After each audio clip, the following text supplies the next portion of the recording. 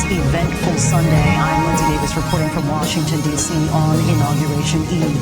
Donald Trump, the 45th president, is just hours away from becoming the 47th president.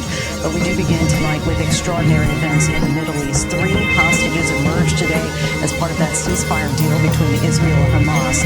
This is the moment when Hamas handed over the women in a crush of soldiers. The Red Cross returned the women to Israeli forces after 15 months in captivity. The heartfelt embraces and emotion as these families have the reunions they have demanded and hoped for more than a year. Thousands gathered in Tel Aviv Square, cheering and clapping as the women reclaimed their freedom. And since that ceasefire started earlier today, more than 550 humanitarian aid trucks have entered Gaza. The ceasefire was delayed for 3 hours, and during that period, an additional 13 Palestinians were killed. The second round of the hostage release is now slated for Saturday. We have team coverage tonight. ABC's Ian Pannell leads us off from Tel Aviv. It's been a day of high emotion, of hugs, tears and relief. The first 3 hostages released from Gaza as part of that fragile ceasefire. And after 15 months of hell, the guns finally falling silent. 470 days after the attack on Israel on October the 7th. This is how the day unfolded. 3 young women, Romy Gonen, Emily Damari and Doron Steinbrecher, brought from captivity by the very same group that massacred so many and took them captive.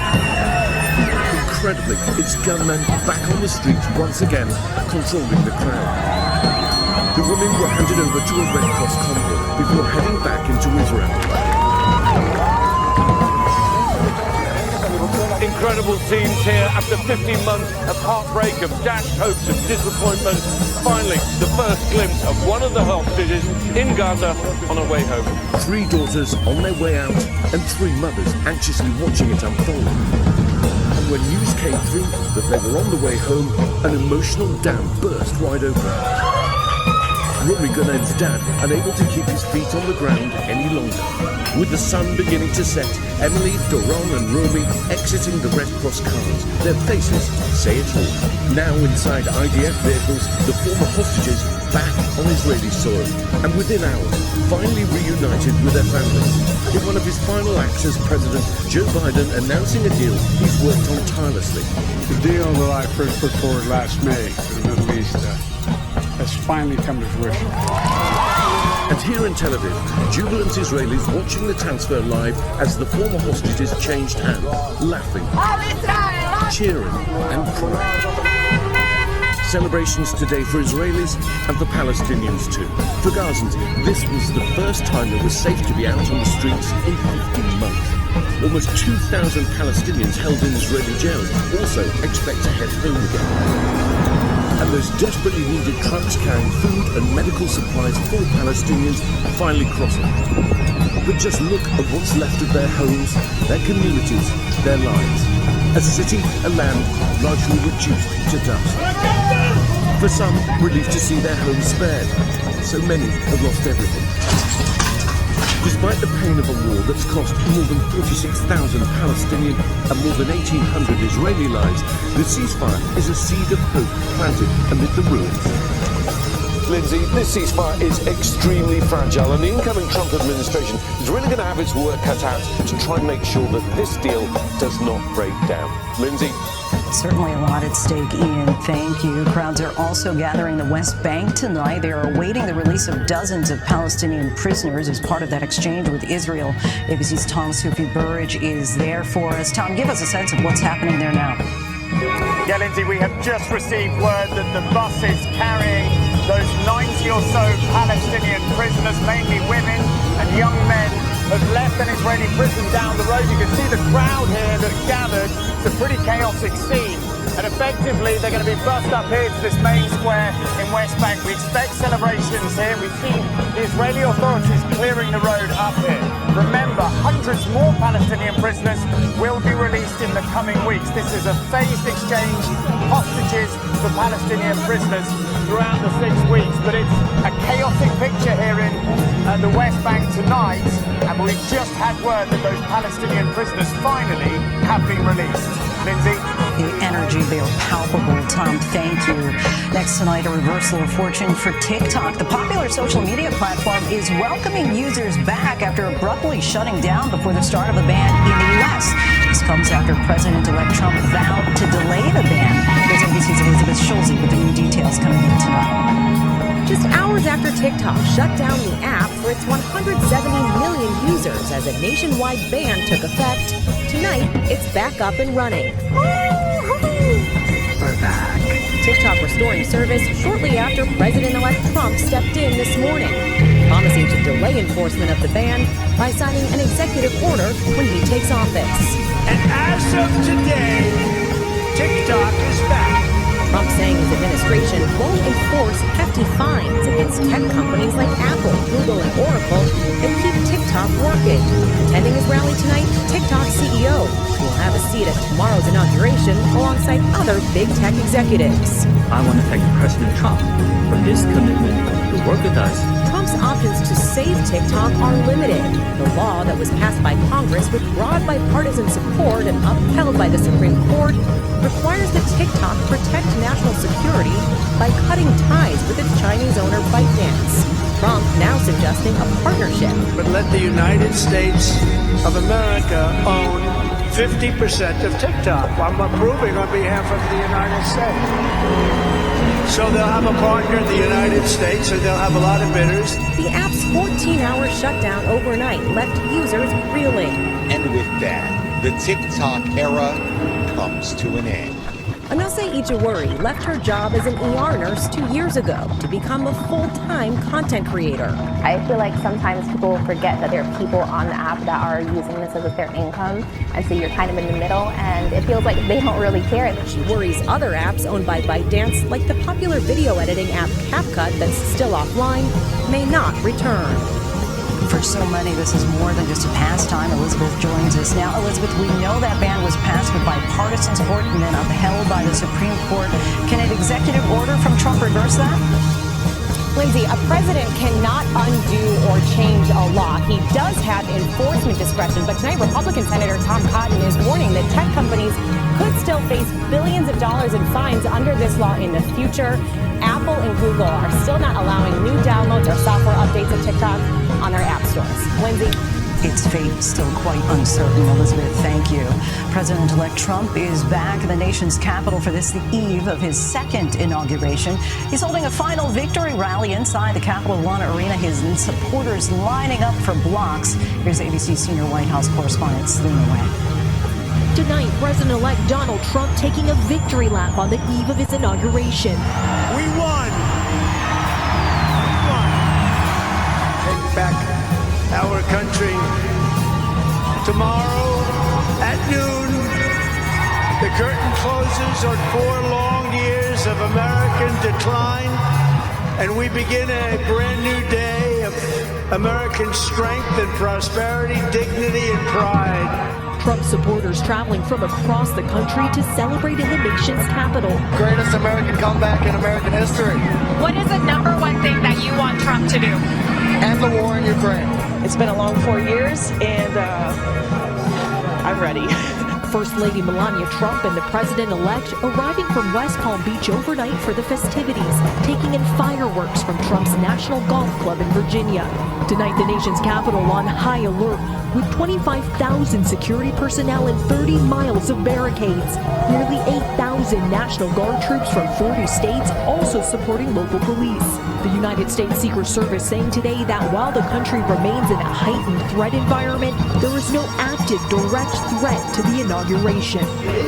Lindsay, the intensely cold weather here tomorrow has upended Donald Trump's inauguration plans. Instead of holding an outdoor rally, Donald Trump tomorrow will come back here to this very same arena for a celebration event. Lindsay? The city is certainly packed with supporters. Selena, thank you. And stay with ABC News tomorrow morning. I'll be joining David Muir in Washington for the second inauguration of Donald J. Trump. Continuous coverage begins tomorrow on Good Morning America. Next tonight, Trump's team is now reviewing plans to launch large-scale immigration crackdowns. Sources have told ABC News that raids would likely begin after the inauguration, likely in Chicago and then other big cities. Here's ABC's Maria Villarreal. with cities across the U.S. bracing for sweeping deportation raids, as promised by President-elect Trump during his campaign. Tonight, his administration says it's rethinking where to launch the large-scale crackdowns. Sources initially telling ABC News the raids would begin right after the inauguration, likely in Chicago and then other big sanctuary cities. The operations involving high-priority criminal targets that DHS teams have been investigating for months, migrant targets that pose a danger to our communities. The plans first reported by the New York Times and Wall Street Journal, with Trump's border czar addressing the raids on Fox News. It will be targeted enforcement operations, so if ICE goes out, they're going to know exactly who they're looking for, pretty much where they'll find them. Others are in the United States illegally. They may not be a criminal priority, but we're not walking away from them. In a phone interview on Saturday with our Rachel Scott, Trump calling the raids a big priority. We will stop illegal immigration once and for all. We will not be invaded. We will not be occupied. We will not be overrun. We will not be conquered. We will be a free and proud nation once again, and that will take place tomorrow at 12 o'clock. We know Homeland Security agents will be sent here to strike fear in the hearts of our students and their families, and we are not standing for it. Tonight, the news stoking deportation fears. Lines wrapping around a federal immigration building in Charlotte as people try to get their cases heard. And in Chicago, nonprofit groups say people are terrified to leave their homes. With all the rhetoric that's coming out, and I feel the anxiety is more the fear of the unknown. Well, Lindsay, border communities are preparing for what might happen, but so far no word yet on any raids here. That said, cities like El Paso, they've been through things like this before. So whether it's an influx of migrants or whether it's raids locally, they tell me they have a plan ready to go. News as we come on the air from Washington, D.C. President Donald Trump returns to the White House, promising a golden age of America. The president immediately launching his agenda, vowing sweeping changes on immigration and the border, and promising action regarding hundreds of January 6th defendants. Tonight, the inauguration of President Donald Trump. America and the world witnessing President Trump taking the oath of office for a second time. The cornerstone of democracy today, a peaceful transfer of power. Dangerously cold weather moving the inauguration indoors for the first time since Ronald Reagan in 1985.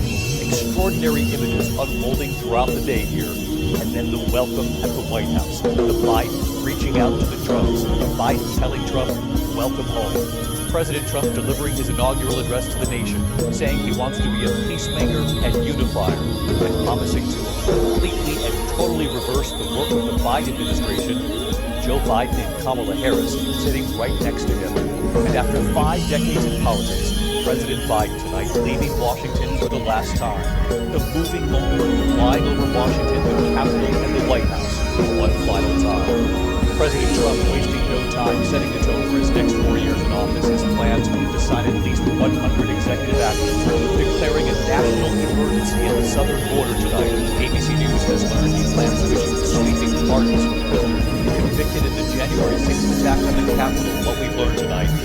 Meantime, in his final hours in office today, President Biden issuing last-minute pardons to Dr. Anthony Fauci, retired General Mark Milley, former Congresswoman Liz Cheney, and members of the House committee who investigated January 6th. President Biden saying they did nothing wrong, but he still wanted to protect them.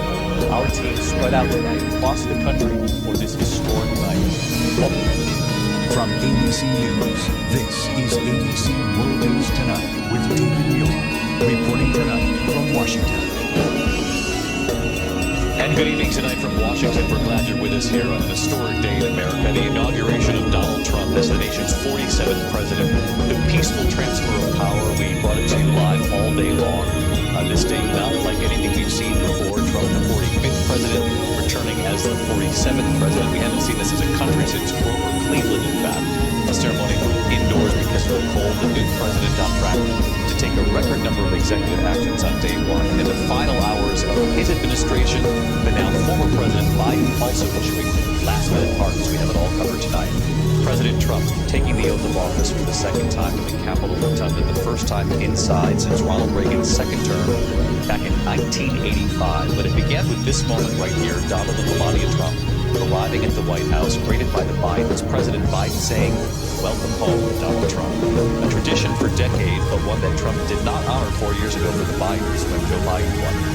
After having the tea inside, though Donald Trump doesn't drink tea, they did meet for the White House tea that is part of inaugural tradition. The two presidents leaving together, they shared a ride together to the Capitol. In Trump's inaugural address, President Trump promising a new golden age of America, promising to be a peacemaker and a unifier, but also harshly critical of the Biden administration. Biden and Vice President Harris sitting just behind him.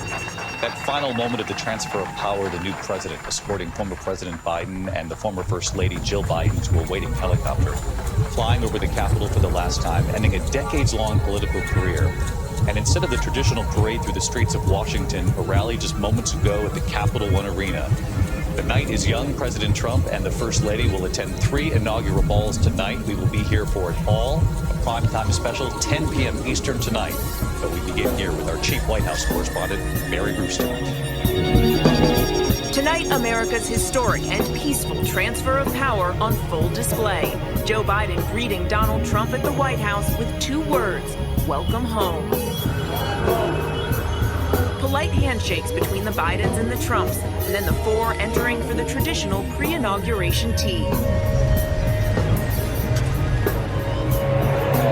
Over at the Capitol, the audience assembling, and in prime seats among the incoming cabinet secretaries, some of the nation's top tech CEOs. Amazon's Jeff Bezos, Meta's Mark Zuckerberg, Apple's Tim Cook, and of course Trump's close advisor, Elon Musk.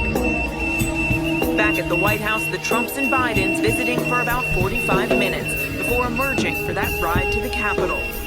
The First Ladies walking to their car.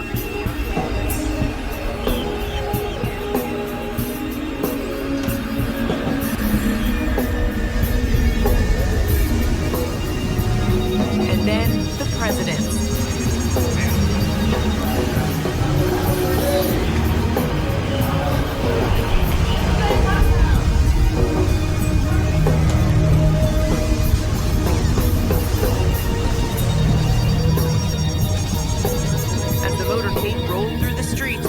Presidents filing into the rotunda, the Clintons, the Bushes, and Barack Obama walking alone, former First Lady Michelle Obama not attending.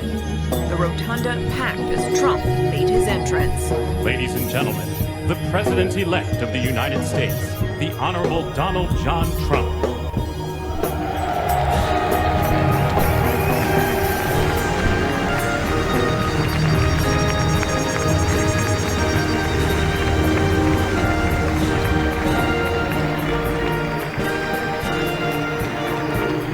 Raise your right hand.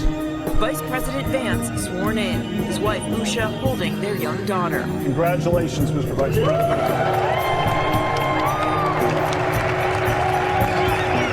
Please raise your right hand and repeat after me. And then it was Trump's turn, taking the oath for the second time. John Trump, solemnly swear that I will faithfully execute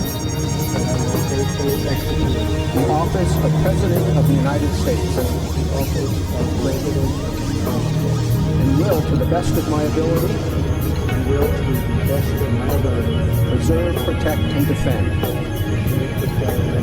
the Constitution of the United States. The Constitution of the United States. So help me God.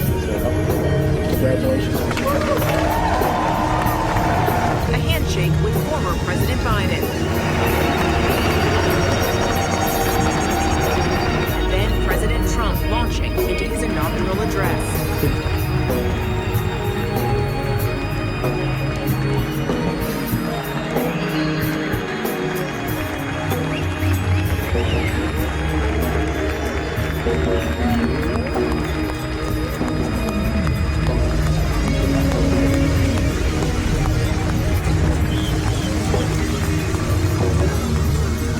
It is my honor and pleasure to introduce to you the 45th and the 47th President of the United States of America, Donald J.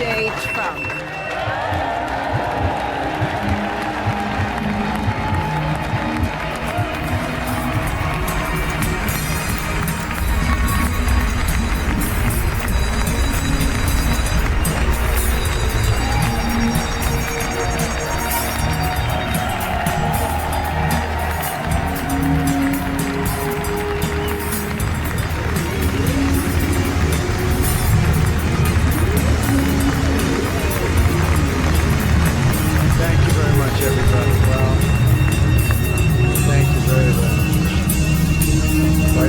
President Vance, Speaker Johnson, Senator Thune, Chief Justice Roberts, Justices of the United States Supreme Court, President Clinton, President Bush, President Obama, President Biden, Vice President Harris, and my fellow citizens. The golden age of America begins right now.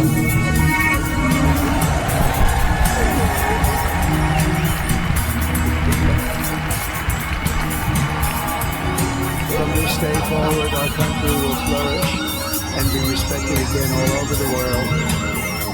We will be the envy of every nation, and we will not allow ourselves to be taken advantage of any longer. During every single day of the Trump administration, I will very simply put America first.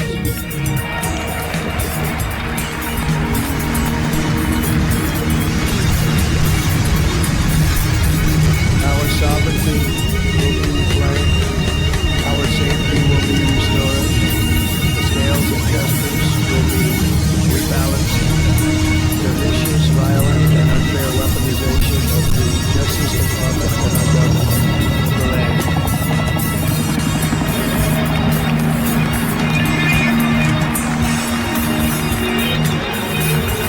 Our top priority will be to create a nation that is proud, prosperous, and free.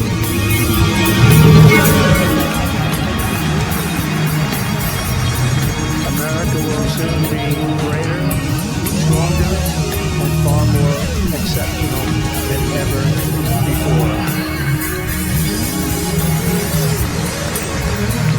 I return to the presidency confident and optimistic that we are at the start of a really new era of national success.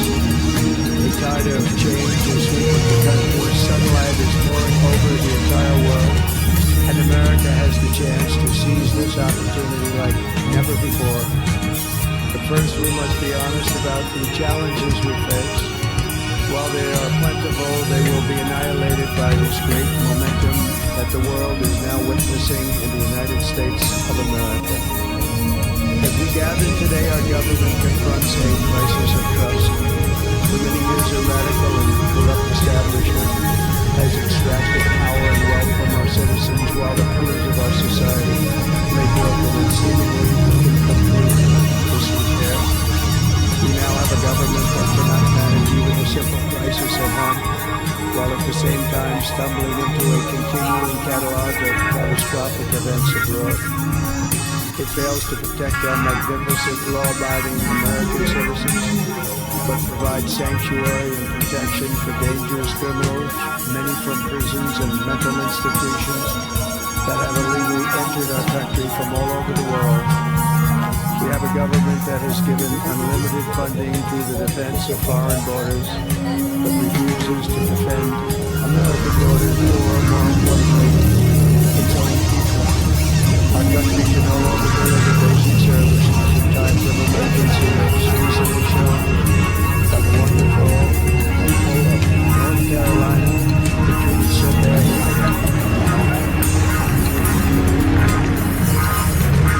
And other states who are still suffering from a hurricane that took place many months ago. Or more recently, Los Angeles, where we are watching fires still tragically burn. But weeks ago, without even a token of defense, they're raging through the houses and communities, even affecting some of the wealthiest and most powerful individuals in our country, some of whom are sitting here right now. They don't have a home any longer. That's interesting. We can't let this happen.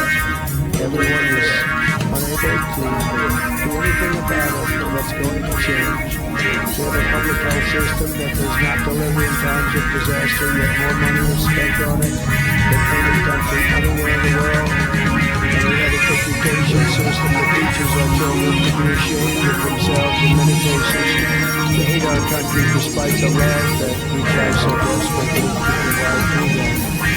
All of this will change starting today, and will change very quickly.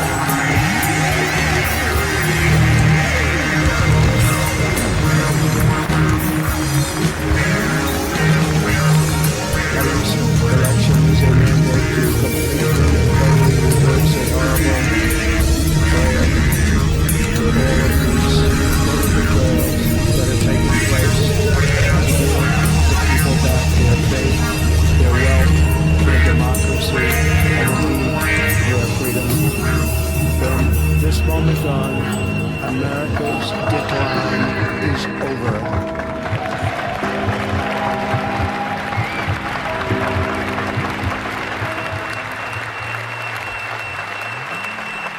Our liberties and our nation's glorious destiny will no longer be denied, and we will immediately restore the integrity, competency, and loyalty of America's government. Over the past 8 years, I have been tested and challenged more than any president in our 250-year history, and I've learned a lot along the way. The journey to reclaim our republic has not been an easy one, that I can tell you.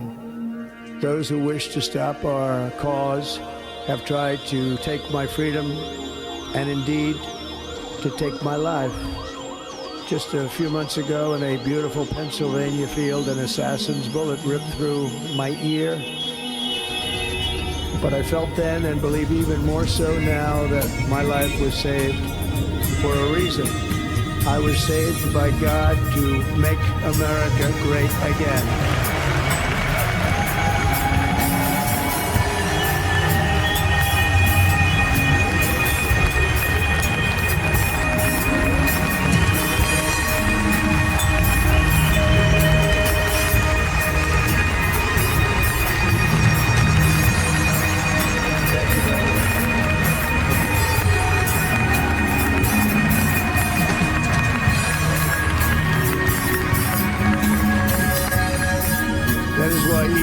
Under our administration of American patriots, we will be working to meet every crisis with dignity and power and strength.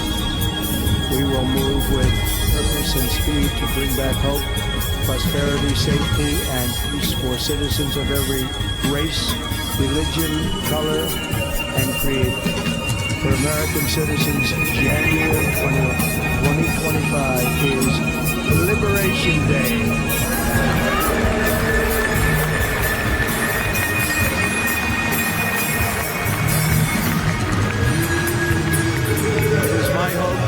Presidential election will be remembered as the greatest and most consequential election in the history of our country.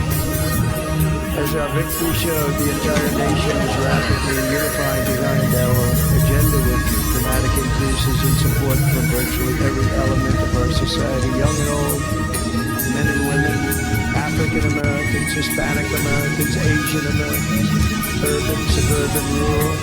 And very importantly, we had a powerful win in all 7 swing states. And the popular vote, we won by millions of people. To the Black and Hispanic communities, I want to thank you for the tremendous outpouring of love and trust that you have shown me with your vote. We set records, and I will not forget it. I've heard your voices in the campaign, and I look forward to working with you in the years to come. Today is Martin Luther King Day, and his honor, this will be a great honor, but in his honor we will strive together to make his dream a reality. We will make his dream come true.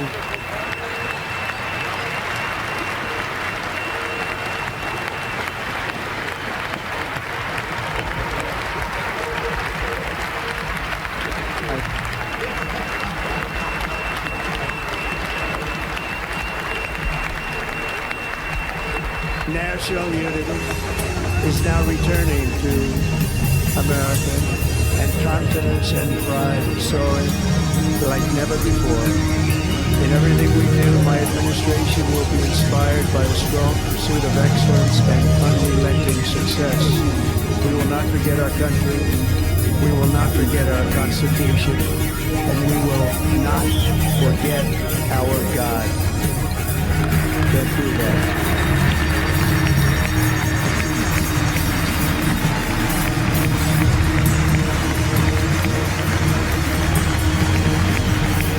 Today I will sign a series of historic executive orders. With these actions, we will begin the complete restoration of America and the revolution of common sense. It's all about common sense. First, I will declare a national emergency at our southern border.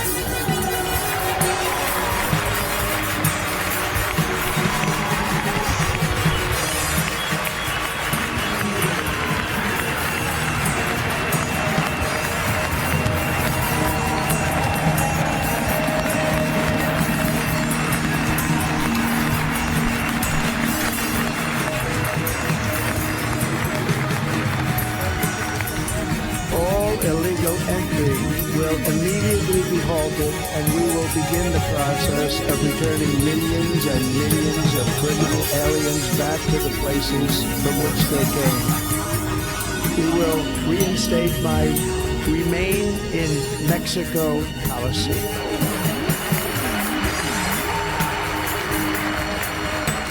I will end the practice of catch and release. And I will send troops to the southern border to repel the disastrous invasion of our country.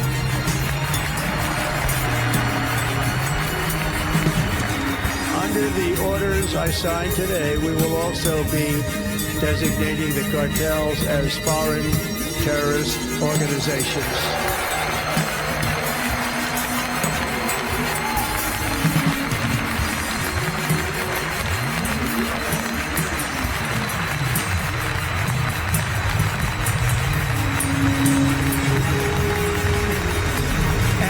Invoking the Alien Enemies Act of 1798, I will direct our government to use the full and immense power of federal and state law enforcement to eliminate the presence of all foreign gangs and criminal networks bringing devastating crime to U.S.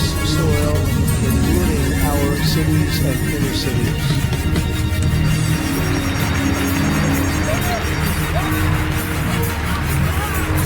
As Commander-in-Chief, I have no higher responsibility than to defend our country from threats and invasions, and that is exactly what I am going to do. We will do it at a level that nobody's ever seen before. Next, I will direct all members of my cabinet to marshal the vast powers at their disposal to defeat what was record inflation and rapidly bring down costs and prices.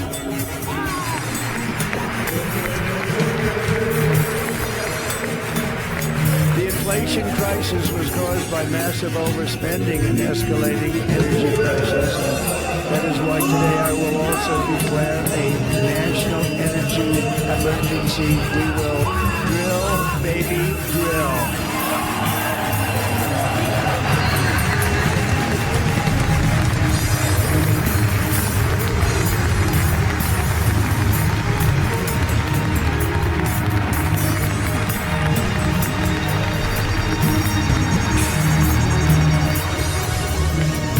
Will be a manufacturing nation once again, and we have something that no other manufacturing nation will ever have, the largest amount of oil and gas of any country on earth, and we are going to use it.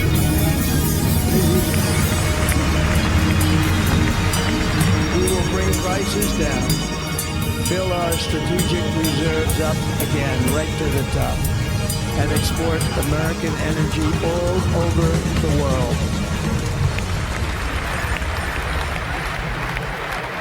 We will be a rich nation again, and it is that liquid gold under our feet that will help to do it.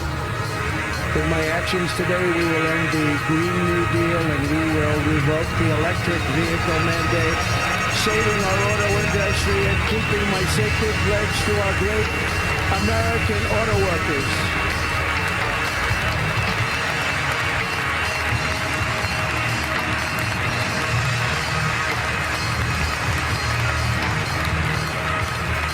In other words, you'll be able to buy the car of your choice. We will build automobiles in America again at a rate that nobody could have dreamt possible just a few years ago. And thank you to the auto workers of our nation for your inspiring vote of confidence. We did tremendously with that vote. I will immediately begin the overhaul of our trade system to protect American workers and families. Instead of taxing our citizens to enrich other countries, we will tariff and tax foreign countries to enrich our citizens.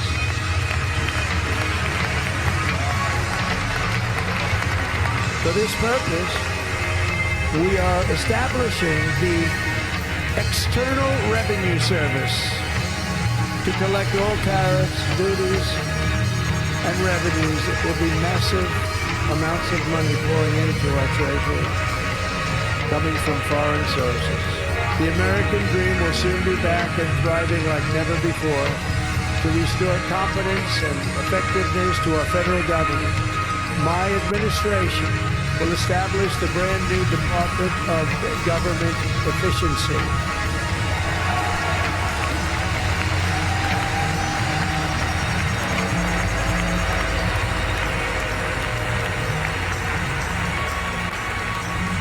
After years and years of illegal and unconstitutional federal efforts to restrict free expression, I will also sign an executive order to immediately stop all government censorship and bring back free speech to America.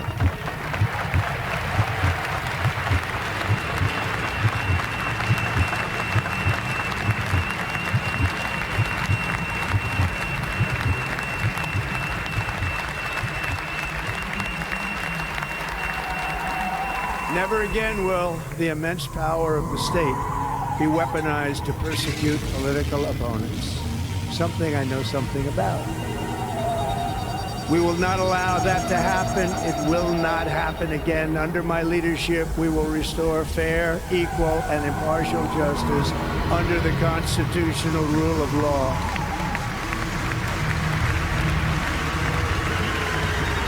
And we are going to bring law and order back to our cities. This week, I will also end the government policy of trying to socially engineer race and gender into every aspect of public and private life.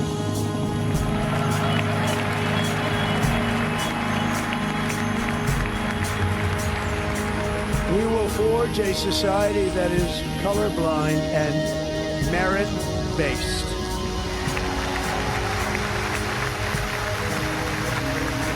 As of today, it will henceforth be the official policy of the United States government that there are only two genders, male and female.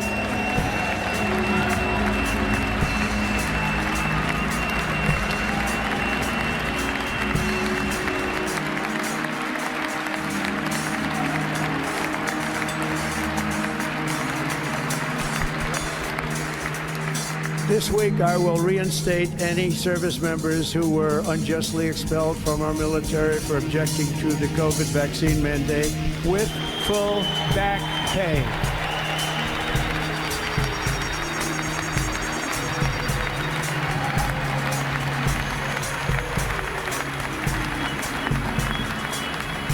And I will sign an order to stop our warriors from being subjected to radical political theories and social experiments while on duty.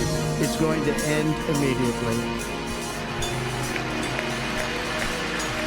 Our armed forces will be free to focus on their sole mission, defeating America's enemies.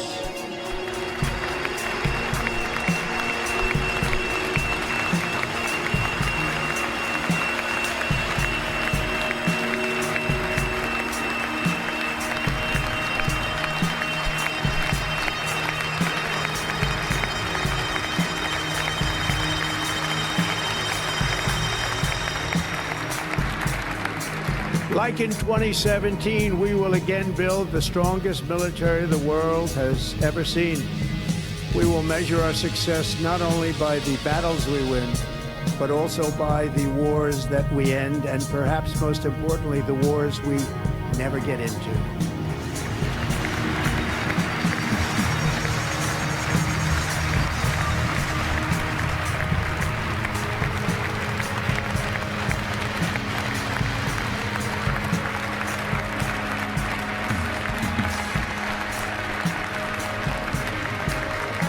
My proudest legacy will be that of a peacemaker and unifier. That's what I want to be, a peacemaker and a unifier.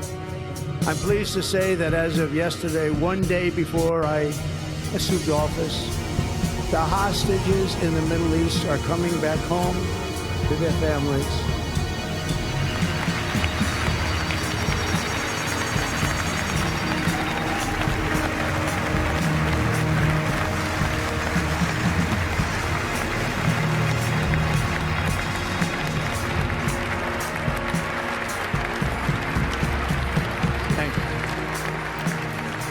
America will reclaim its rightful place as the greatest, most powerful, most respected nation on earth, inspiring the awe and admiration of the entire world. A short time from now, we are going to be changing the name of the Gulf of Mexico to the Gulf of America, and we will restore the name of a great president, William McKinley, to Mount McKinley, where it should be and where it belongs.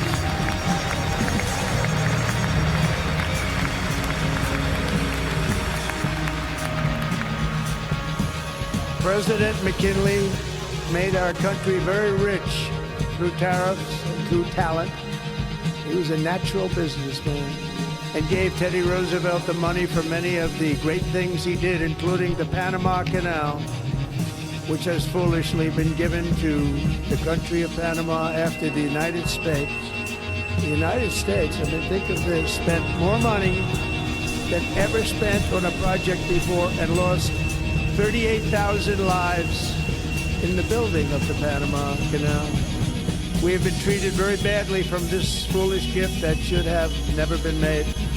And Panama's promise to us has been broken.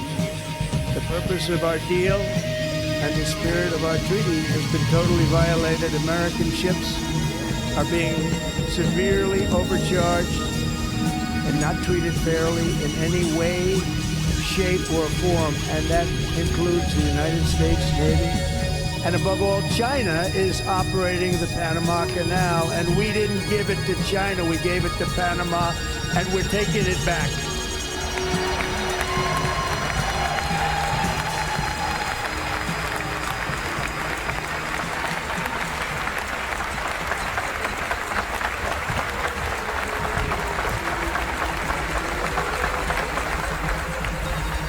Above all, my message to Americans today is that it is time for us to once again act with courage, vigor, and the vitality of history's greatest civilization.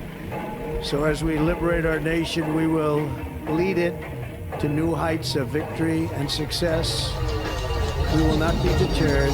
Together we will end the chronic disease epidemic and keep our children safe, healthy, and disease-free.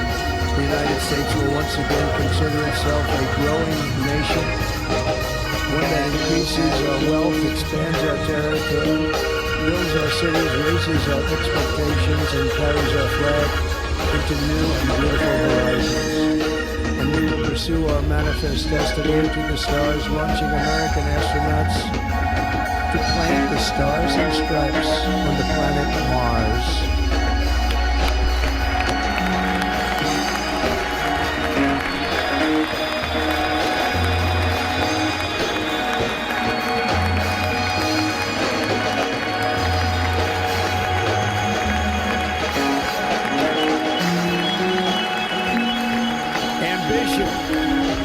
Is the lifeblood of a great nation, and right now our nation is more ambitious than any other. There's no nation like our nation.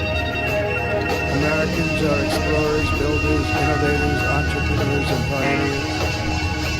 The spirit of the frontier is written into our hearts. The call of the next great adventure resounds from within our souls. Our American ancestors turned a small group of colonies on the edge of a vast continent into a mighty republic of the most extraordinary citizens on earth. No one comes close. Americans push thousands of miles through a rugged land, an untamed wilderness. They crossed deserts, scaled mountains, braved untold dangers, won the Wild West, ended slavery, rescued millions from tyranny, lifted billions from poverty, harnessed electricity, split the atom, launched mankind into the heavens, and put the universe of human knowledge into the palm of the human hand.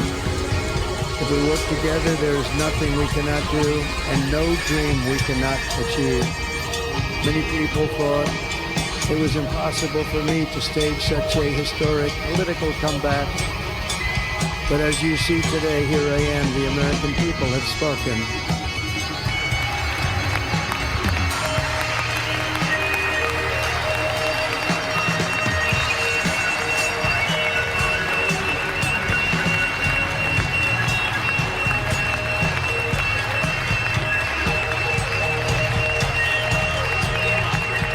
I stand before you now as proof that you should never believe that something is impossible to do. In America, the impossible is what we do best.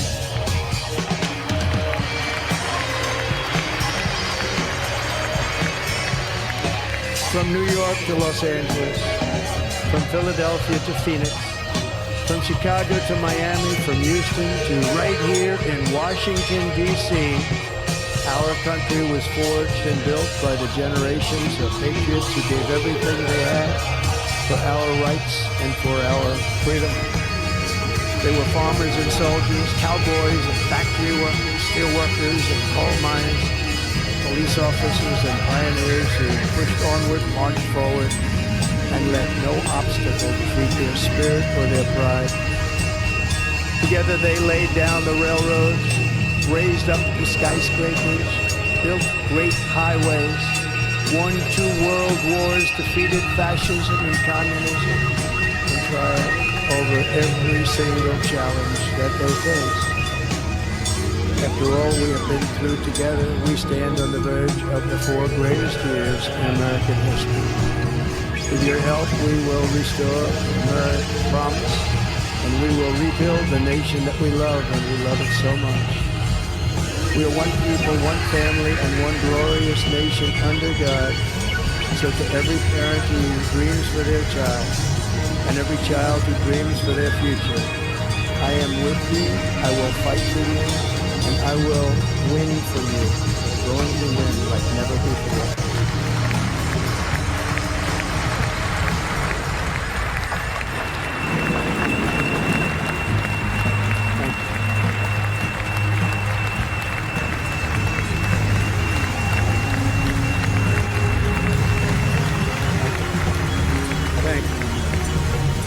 In recent years, our nation has suffered greatly, but we are going to bring it back and make it great again, greater than ever before. We will be a nation like no other, full of compassion, courage, and exceptionalism. Our power will stop all wars and bring a new spirit of unity to a world that has been angry, violent, and totally unpredictable. America will be respected again and admired again, including by people of religion, faith, and goodwill. We will be prosperous. We will be proud. We will be strong, and we will win like never before. We will not be conquered. We will not be intimidated. We will not be broken, and we will not fail. From this day on, the United States of America will be a free, sovereign, and independent nation. We will stand bravely. We will live proudly, we will dream boldly, and nothing will stand in our way because we are Americans. The future is ours, and our golden age has just begun. Thank you. God bless America. Thank you all. Thank you. Trump famously skipped Joe Biden's inauguration, but Biden was determined to stick with tradition. So today, the new president and first lady escorting the Bidens out of the Capitol to the waiting helicopter. Handshakes, the first ladies exchanging hugs, and then the Trumps waving goodbye as the Bidens flew off.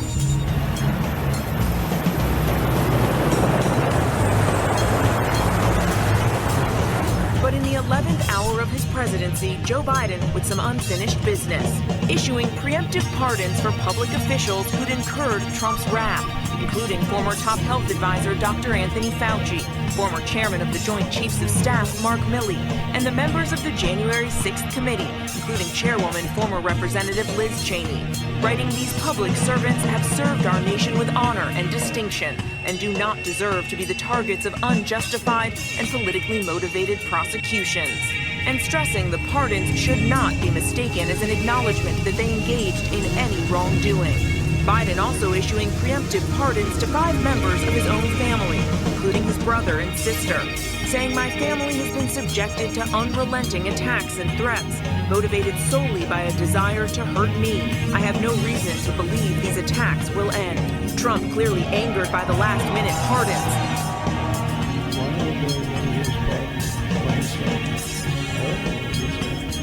Why are we helping some of the people?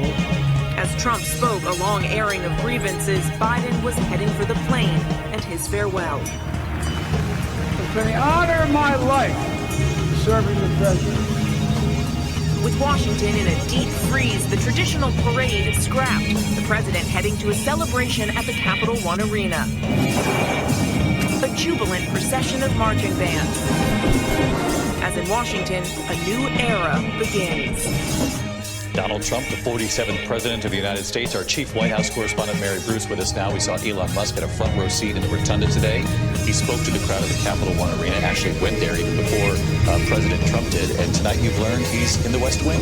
David, Elon Musk has already been spotted inside the West Wing tonight. He's been given what's essentially an all-access security pass, and sources tell us he is likely to get an office there in the West Wing as well. In the West Wing as well. Something to watch here. Mary Bruce leading us off. Mary, thank you. President Trump wasting no time, meanwhile, on track to sign scores of executive actions on this day one of his administration. Among them, declaring a national emergency at the southern border, declaring an energy emergency, and reversing many of former President Biden's initiatives. Our senior political correspondent, Rachel Scott, tonight at the Capital One Arena.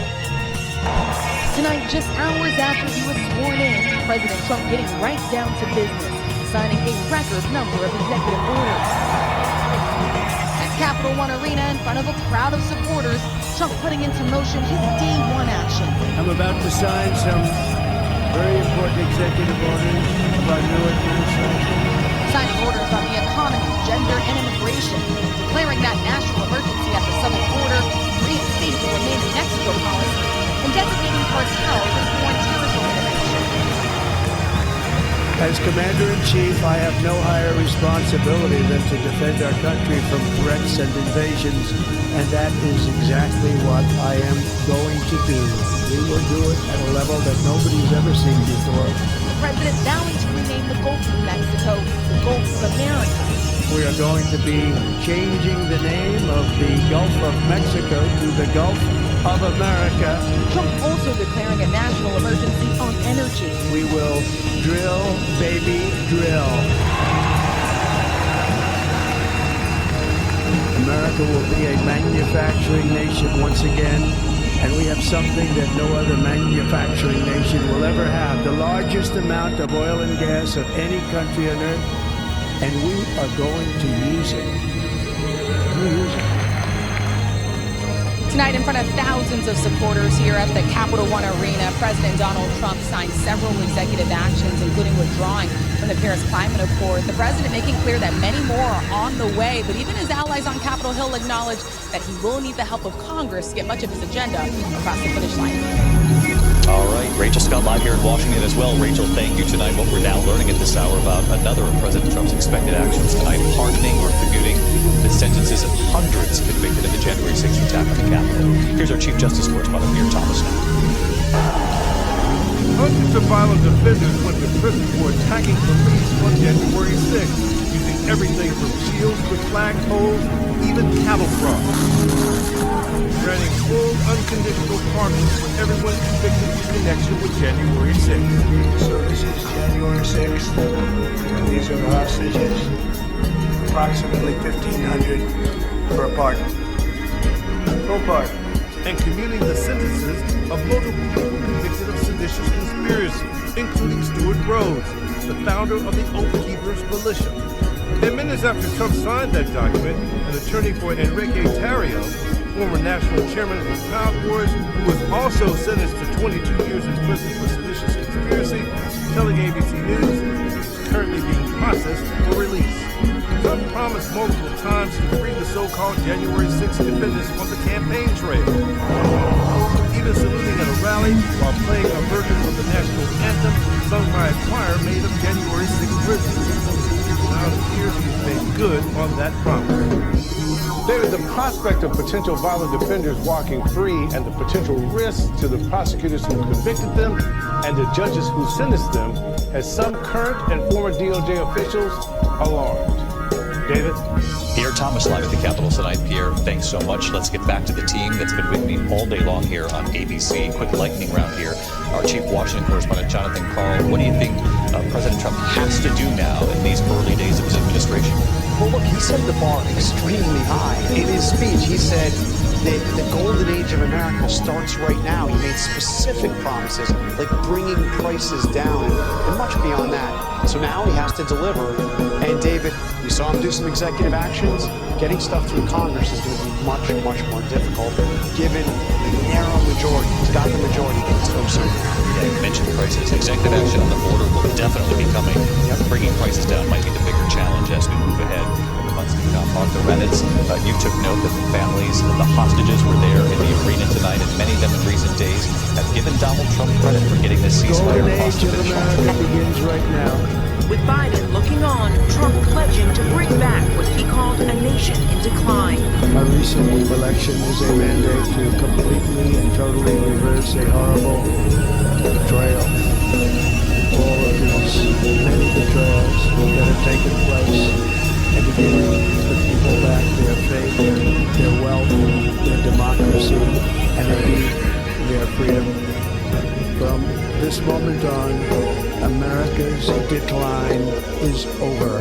Vowing to usher in a, quote, revolution of common sense, starting with a sweeping series of executive actions. I will declare a national emergency at our southern border.